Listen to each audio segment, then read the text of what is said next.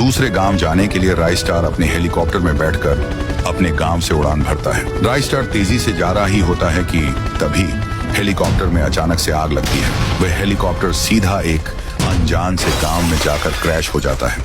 राइस्टार तो बच गया, पर उसका हेलीकॉप्टर तहस नहस हो गया था। राइस्टार ये गांव में पहली बार आया था। तभी 7 बज जाती है। धीरे धीरे अंधेरा हो रहा था। चौंकाने वाली बात यह थी कि चारों तरफ काऊ काऊ की आवाज आ रही थी। यह आवाज सुनकर लोगों के बीच अफरा तफरी मच जाती है। लोग अपने अपने घर के अंदर जा रहे थे। चेहरे पर अलग ही चिंता थी और उनके बदन थर थर कांप रहे थे। राइस्टार गांव में थोड़ा और घुस जाता है। राइस्टार को कुछ समझ में नहीं आ रहा था। तभी ऊपर से एक बड़ा कौवा उड़ते उड़ते राइस्टार की ओर बढ़ रहा था।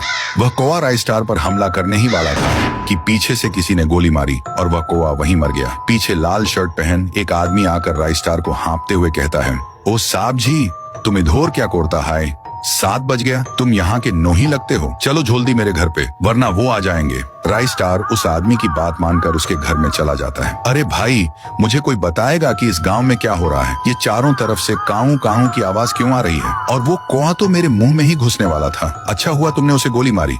अरे साहब जी, मैं तुम्हें क्या बताऊं, और 7 बोझे इस गांव में कौवों को हमला होता है, इसलिए सभी लोग अपने घोर में चले जाता है। जो भी घोर में नहीं जाता है वो कौवा उसके डायरेक्ट मुंह में घुसकर उसे कुत्ते की मौत मार देता है। और भी कौवे पैदा हो जाता है।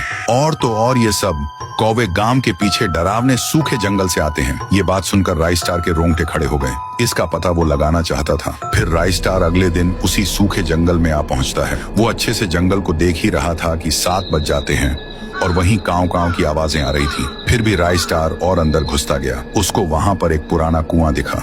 काऊ काऊ की आवाज उसी में से आ रही थी। राइस्टार ने जैसे ही कुएं के अंदर झांका तो उसमें से कौवे निकलने लगे। राइस्टार ने डायरेक्ट अंदर उड़ी मारी। वह नीचे तेजी से गिरता गया और वो कुएं के पूरे नीचे आ जाता है। पर वहां पर एक काले कपड़ों में एक चुड़ैल थी। चुड़ैल पलटकर राइस्टार को गुस्से से देखती है। मुझे पता है तू ही उस गाँव में कौवे भेज रही है और लोगों को मरवा रही है। तू बता जल्दी ऐसा क्यों कर रही है?